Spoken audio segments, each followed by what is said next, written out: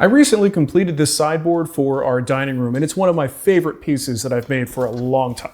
Abby, seriously? Go. Well, you want to try it with you here? Honestly, it's one of my favorite pieces that I've made in a long time. Okay, Abby, go. Go, go, go, go. Go. You get. Yeah, I guess we're just gonna roll with that. It features 3 compartments, 2 sliding doors, and the doors are made with some live edge walnut and patinaed copper. And then in the middle we have 4 drawers that have a beautiful texture and some figured walnut wood. There's just a lot of details in this one, and it was a lot of fun to make. Now I'm gonna show you fairly quickly how I made this thing, but if you want more detail, well, good news. We've got a multi-part series showing every detail of the build and a full playlist you can check out if you want to jump over there. And of course, we'll put that link in the description for you. All right, let's head back in time and I will show you how we made this thing. You're gonna see some serious. We're going to start the project with the sides, which consist of the legs, the rails, and the panels. I'll pick out my leg stock first, being careful to only utilize the rift-sawn sections of the board. Rift-sawn legs will ensure that I have a nice consistent look on all 4 faces, which I find very pleasing. If you like a little more variety in your legs, you can opt for plain sawn. I'm also making a total of 6 legs, just so that I have some options when it comes to picking the final leg, and it's always handy to have spare parts for machine setup and test runs. Using the remainder of the board that gave me the legs, I'll cut out the rails. I could just use some 4/4 stock for these, but resawing from the same board as the legs ensures that the color and the grain will match perfectly. And honestly, I find it just adds a certain harmony to the piece.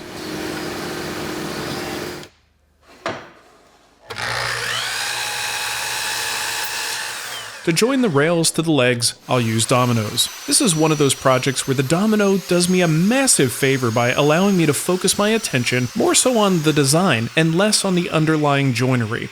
You may have heard me mention before that design is not my strong suit, so when I'm playing with a new idea, new materials, and new techniques, it's a nice luxury not to have to burn too many brain cells on mortise and tenon joints. That might be the best thing about the domino. All that said, you still have to be attentive when using the domino, especially when you're using different sizes in the same project, as I am here. It's just remarkably easy with a domino to put a domino location or a mortise location in the wrong spot. Not that I've ever done that. I do it all the time. Next, we need grooves in the rails and the legs. I'll use a router to do this, since that allows me to do the through grooves in the rails and the stopped grooves in the legs with the same tool setup. Next!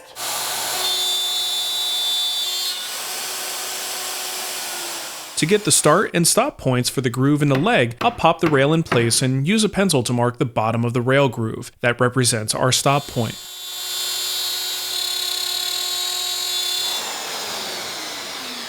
Next up, I finally get to play with my crotch. My crotch! Hey, has anybody seen my crotch lately? I have 2 big crotch panels for the sides, and I'll cut them so that the crotch pattern is centered.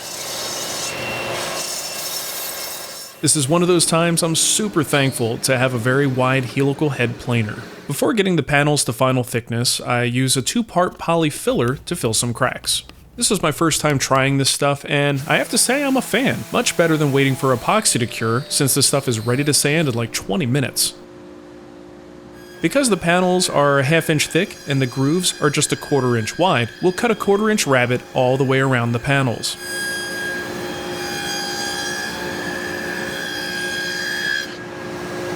Although I'm not ready to apply glue yet, I can definitely do a dry assembly just to make sure everything goes together nicely. Next, we could start working on the 2 web frames that will live between the 2 side assemblies. Most of these frames will be hidden in shadow, so if you have some B stock, the web frame is a good place to use it. Just keep the best stuff for the front rails, since they'll be the most visible.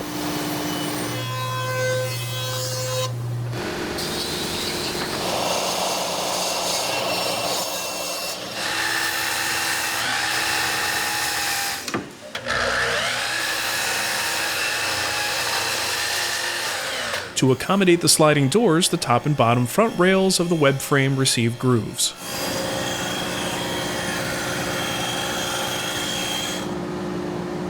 And the rear, top and bottom pieces receive rabbets for the back panel.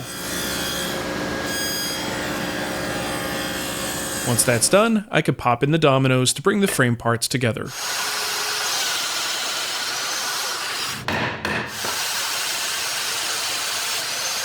A little dry assembly, and everything looks pretty good. Oh yeah! Now I can add the grooves for the panels that will go in the outer compartments in the bottom web frame. The center compartment has drawers, so a panel there is totally optional, but where the shelves live, we'll definitely want to have panels in place. Those panels will be glued up from 1/2-inch stock and rabbeted so that they fit into the grooves in the frame.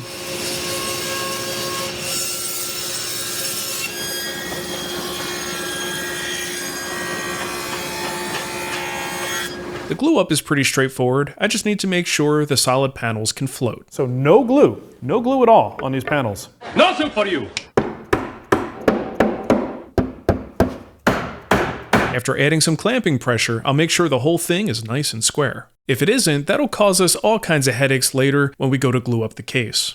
The top web frame is also glued up at this time, and it looks exactly the same, just without the panels. Once the glue is dry, we'll sand it up real nice. Really nice. Now back to the side assemblies. I finally made up my mind about what I want the legs to look like, so now's the time to make the cuts. I'll start with a bevel cut on the outside face of each leg.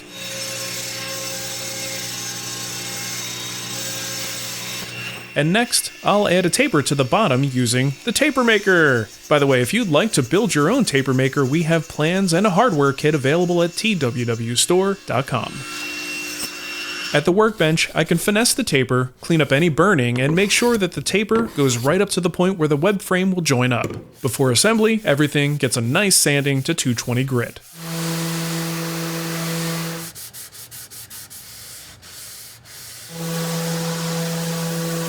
To give me some extra working time, I'll use Titebond Extend.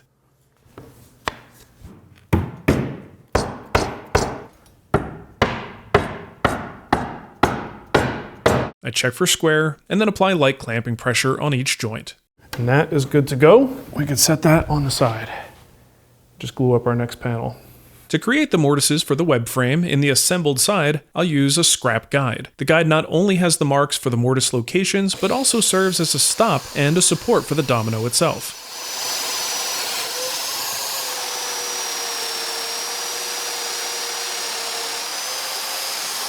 Once again, I'm using 2 different size dominoes to maximize the depth where I can.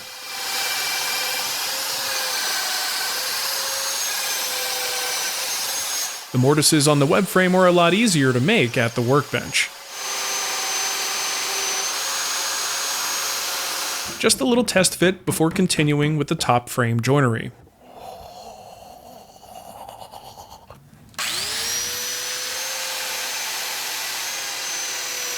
Next!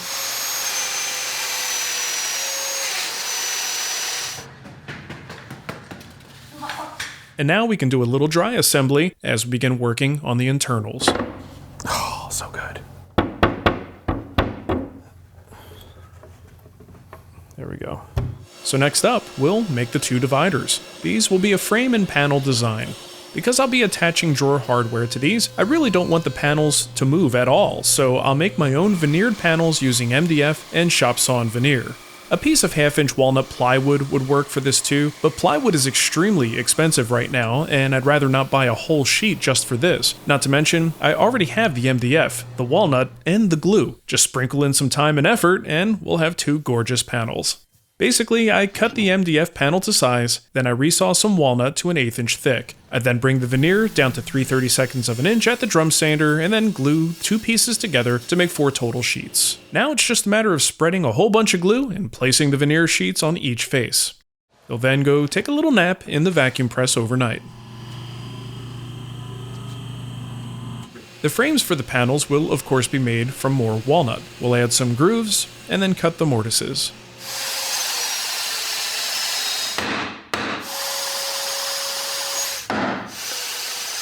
With the frame dry assembled, I can get the final panel dimensions, and then cut the panel to its final size.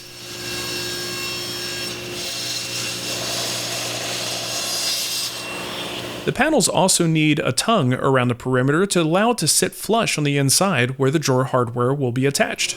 And the tongue is made by making rabbet cuts on both faces.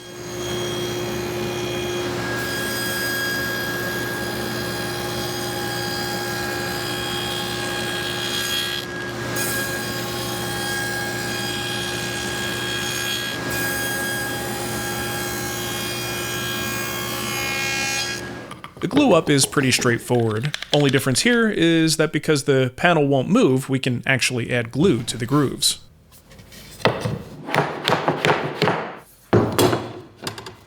You don't need a whole lot of pressure here, just enough to close up the joints. The dividers will join the top and bottom web frames via sliding dovetails, so we'll first cut the dovetail groove into the web frames using a router and a piece of scrap as a guide.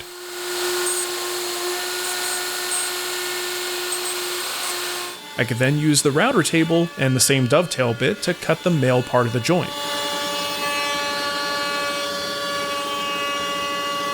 The dividers are then notched at the front so that they can cover the dovetail slot. After a quick test fit, we can take everything apart again, sand as needed, and then glue the case together. The look of love.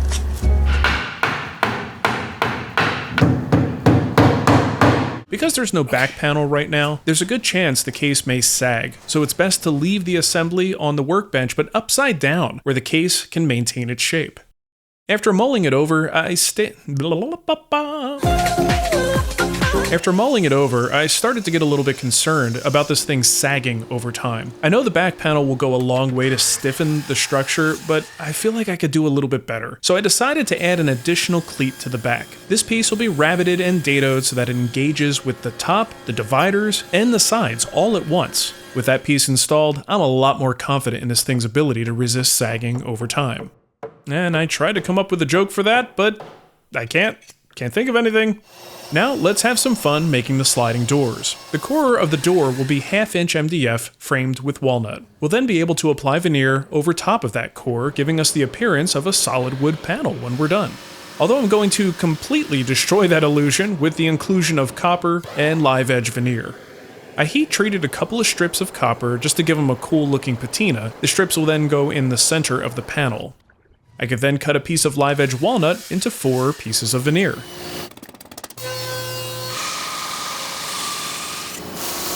The copper is glued to the panel first with epoxy. Once that's dry, I could then glue some plain walnut on the back side of the panel and the live edge walnut on the front. After it's all cured up, I can cut the door panels down to final size. Because these are sliding doors, they need rabbets on the top and the bottom so that they engage properly with the grooves in our web frames. There's a lot more to this process than we're going to cover in this summary video, so just a quick reminder that we do have that full multi-part series containing all the gory details. And now a quick word from our sponsor. My wife Nicole and I have been using Aura frames for years now. Initially, we bought one for ourselves because it's a cool digital frame, seemed like a lot of fun. But over the years, we've realized how important it is to be able to share images and videos with family members across the country. So we've got grandmoms in different states, I've got a brother that's overseas. All this means I want to be able to share these photos with them in a way that is easy and beautiful and just looks great in their home. So now, everybody has an Aura frame. And that means I can send really cool pictures to them like this one, and this one, and this one. And while I do find it personally entertaining to photobomb my family's frames, it's also really nice to be able to share things like holidays that they may have missed or birthdays, just important life events that they're going to want to see. And honestly, these days, we'd rather not put a ton of pictures and videos of our kids on social media sites. This is a nice, secure way to share this stuff with family. Now, we actually just got this new Aura frame specifically for the shop. Let me show you how easy it is to set up. You just plug it in, add it to the app, and then start adding your favorite family moments. And one of my favorite features is the fact that this isn't just for photos. If you have live photos, which are just quick video snippets, it will play those videos, and if you actually have full-length videos, those will play too. And most importantly, in a world where everybody shoots pictures vertically, when you have 2 vertical pictures, it puts them together so that you don't have any unused space in the frame. The Aura frame is truly the perfect gift for that hard-to-buy person in your life. Visit Aura Frames using the link in the description, and don't miss your chance to save $40 on an Aura frame using the code WHISPERER by November 28th. Thanks to Aura Frames for supporting the Wood Whisperer. Now let's get back to that project. Next up, I'll start in on the drawers. The drawer boxes will be made from alder. Alder is inexpensive and looks great paired with walnut. It's a little warmer than something like maple, yet not as warm as something like cherry. Only drawback is it's a bit soft, but that shouldn't be an issue for drawers. The joinery I'll employ is Dovetails. It's been a long time since I've made dovetails using a router, and while this jig is probably the best one on the market, I don't find it intuitive at all. Every single time I use it, I need to break out the manual to refresh my memory. The good thing is, once it's set up, you'll have all the drawers cut in no time. Just a couple tips to help you get good results when using a router jig. If possible, use 2 routers. The process requires 2 bits, and it's nice to have them both set up and ready to go throughout the process. Before routing, scribe a line that matches the thickness of your adjoining piece. That scribe line will help prevent tear out. And speaking of tear out, always use a backer board. Having a board behind the work helps support the fibers and gives a much cleaner result when the bit plunges through the wood. Once I have the fit I want, I cut all the pieces and then move on to cutting the drawer bottom groove.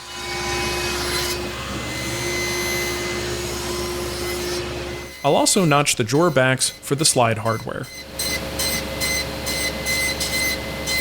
For the drawer bottoms, I'm actually going to use a walnut veneered MDF. I have some in the shop and I don't see a reason to go buy a whole other sheet of something else, so Overkill drawer bottoms it is. And honestly, I think it looks pretty cool. Each drawer is assembled carefully and checked for square. Corner-to-corner clamping will help tweak the squareness if needed.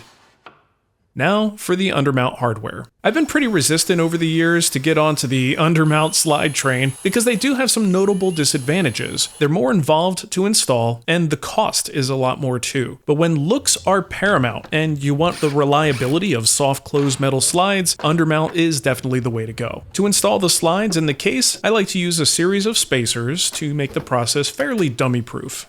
Oh, and before I forget, I need to cut that back panel, though I won't be gluing it in just yet. I spent a lot of time thinking about the drawer fronts. I wanted something unique, but not so flashy that it detracts from the doors, so I decided to go with a 2-part construction consisting of a textured panel on the bottom and a thicker figured walnut piece on top.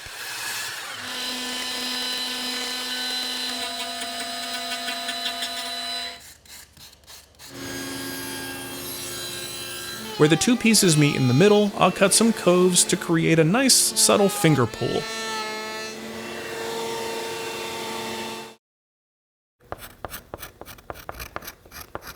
Honestly, I'm pretty happy with the way these turned out. Now to attach the drawer fronts, I'll use some playing cards as spacers and glue and clamp the fronts in place. One thing I need to keep in mind here is that the gaps between the drawers are fairly tight. Depending on how Nicole loads these down, they could start to rub at some point in the future. At the time of this voiceover, we've had this thing in the house for almost a year, and I can tell you that so far, it hasn't been an issue. But that is something to keep in mind if you want to push the limit with tiny gaps. Next, I'll add a detail to the doors that I actually forgot about, a cove for fingers. This should make it easier to slide the doors open and closed when needed. I only put one on one side of each door, but now that I'm watching this, I think I might want to add one to the other side too. So now for the adjustable shelves. On a piece that's already pretty extra, why not have some fun making sawtooth standards instead of boring pedestrian pinholes? The best part of this overcomplicated system is that, like all adjustable shelves, they'll be installed in one position and likely never move again.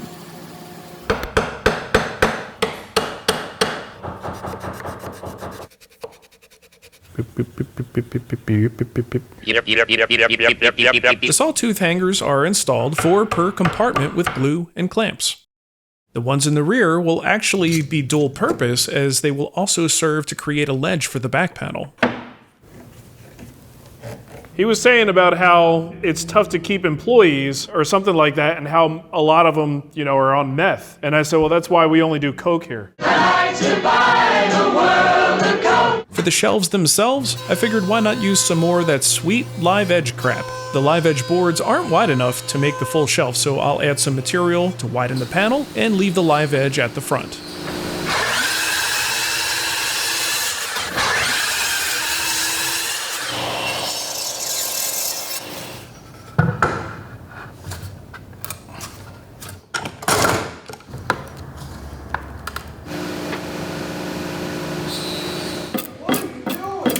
Hatch it in, baby, hatch it in. Stop going camp.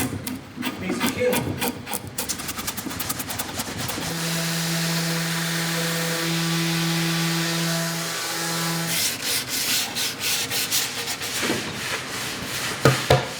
In order for the shelf to work with the sawtooth standards, we'll need to notch all 4 corners of each shelf.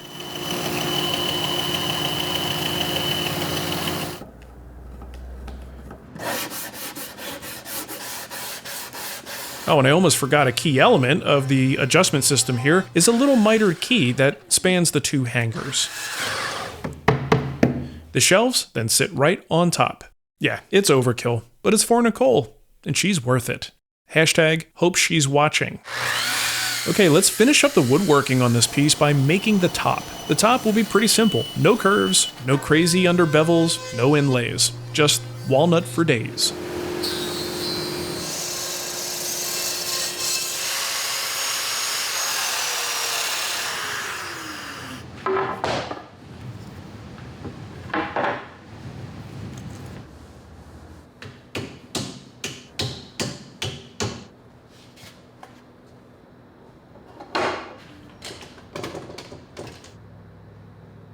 Once the glue is dry, I can cut to final dimension, clean up the edges, and add a little round over.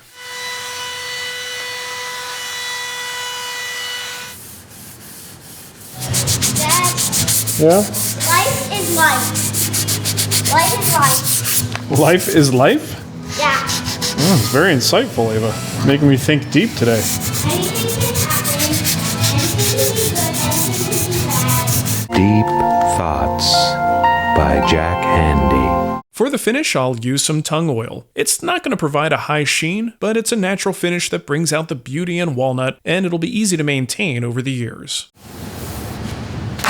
Ta-da! Alright, time for some final assembly. We'll attach the top with screws, and then glue and nail the back panel. When we bought the 1/4-inch walnut material, the only thing they had was one-sided. Dude, you put it on backwards. You put the walnut on the outside. Jason, and I let you do it. Walnut goes on the inside. So unfortunately, the back kinda looks like butt. Thankfully, the back goes against the wall and will never be seen, except for right now, and anytime we move it, or anytime we need to clean behind it. But life is life. I see you. What? Making sign language, smoke signals to Todd. Help me! Help, Todd! There's no help. Send help! Make sure the angle is okay. I guess we could start putting the drawers in.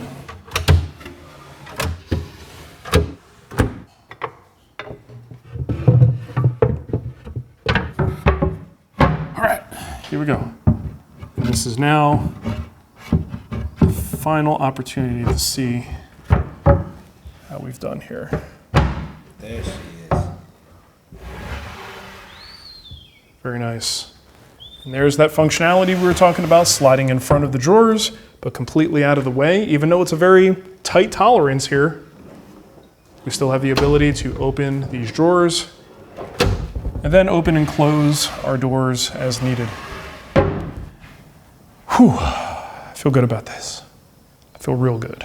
All right, so I think that's gonna do it. This is a project that Nicole has been waiting for. Overall, this was just kind of an experimental design for me, and I will monitor this thing and some of the stuff that I did that was a little bit different or new to me. That's why I like to experiment on my own stuff, because then I could just watch it over the course of years, see how it performs, see if we need to change anything, or if I learn anything important from it. But really the thing I want you to think about is the number of opportunities we had for personal expression. From the doors to the drawers, to the laminations that we did, the veneering, the copper. We made some really interesting decisions with the sides. I mean, the front of this thing is the showpiece, obviously, but then when you walk around the sides and you see the crotch grain there too, and the angle of the legs, there's just a lot of fun stuff going on this thing. So it was definitely a fun little journey. I was glad to have you guys with me.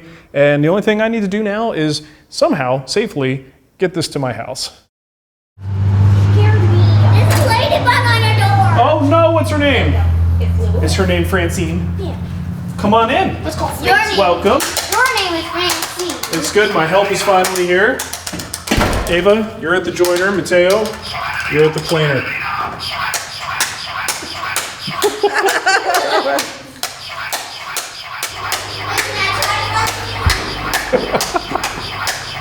Hey, Mateo. Ready? What's the deal with your ninja disguise? Don't ask.